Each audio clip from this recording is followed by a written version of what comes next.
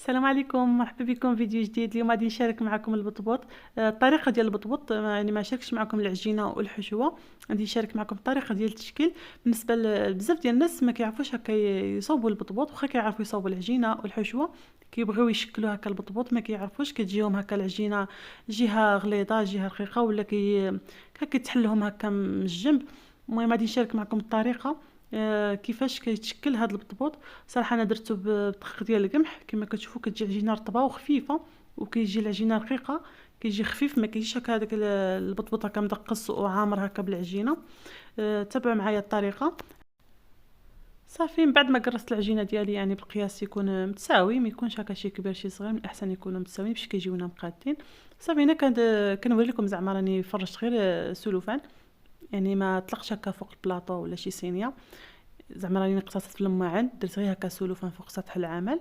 صافي نشكل البطبوط ديالي كما كتشوفوا، يعني في الوسط كنضغطوا عليه واحد شويه، كنقرصوه واحد شويه، ومع الجناب كنضغطوا مع الجناب مزيان، كنرقوه مع الجناب. صافي كنجمعوا بهذه الطريقه هذه.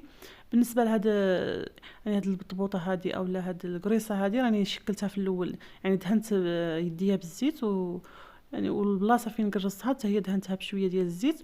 بالنسبه للناس اللي مبتدئه واللي يعني ما كتبغيش تجمع معها العجينه، بالاحسن يعني بلا ما دير الزيت، يعني مباشره تقرص في الدقيق.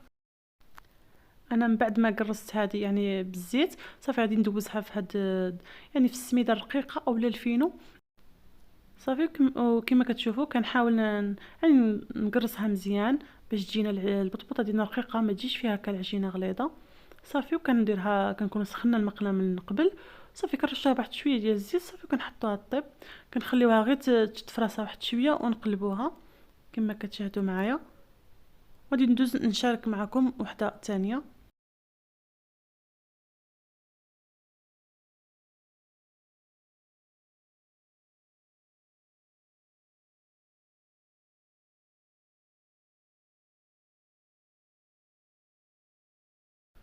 انا كما قلت لكم، بالنسبه اللي ما يبغيش هكا يستعمل الزيت، لان الزيت كيكون كيخلي العجينه ما تلصقش كي نبغيو نجمعوها. ملي نحطوا الحشوه نبغيو نجمعوها ما كتبغيش تجمع لنا. من الاحسن ديروا غير هكا الدقيق اولا الفينو ولا السميده الرقيقه اللي كنديروا بها الحرشه.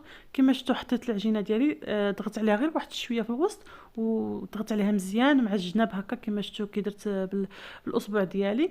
صافي كنحاول نجمعها هكا مزيان، كنقرصها باش ما تحلش معنا وما تخرجش الحشوه. صافي كنستعان هكا بشويه ديال السميده اولا الفينو، كنقرصها هكا مزيان.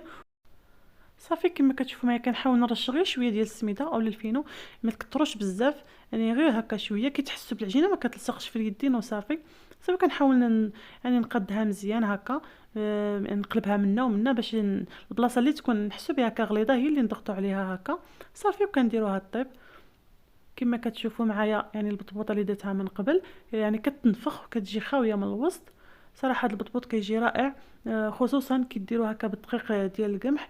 بطبيعتها كيكون محيده من النخاله، يعني مغربل مزيان، وكتستعملوه بوحدو يعني بلا دقيق الابيض، كيجي خفيف وكيجي هكا حرش وزوين.